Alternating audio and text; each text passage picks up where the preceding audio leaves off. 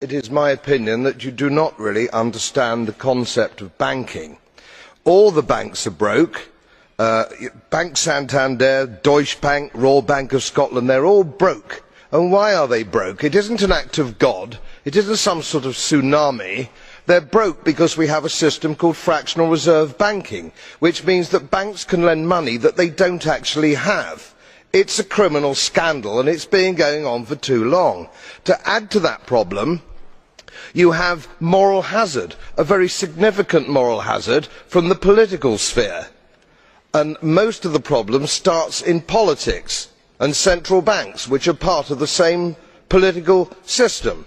We have counterfeiting, sometimes called quantitative easing, but counterfeiting by any other name. The artificial printing of money, which if any ordinary person did, they would go to prison for a very long time. And yet governments and central banks do it all the time.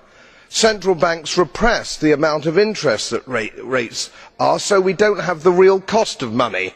And yet we blame the real retail banks for manipulating LIBOR.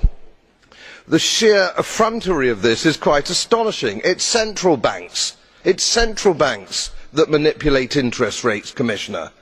And plus, underneath all this, we talk loosely, in a rather cavalier fashion, do we not, about deposit guarantees.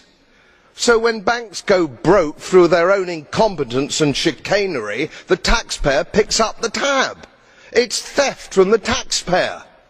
And until we start sending bankers, and I include central bankers and politicians, to prison for this outrage, it will continue.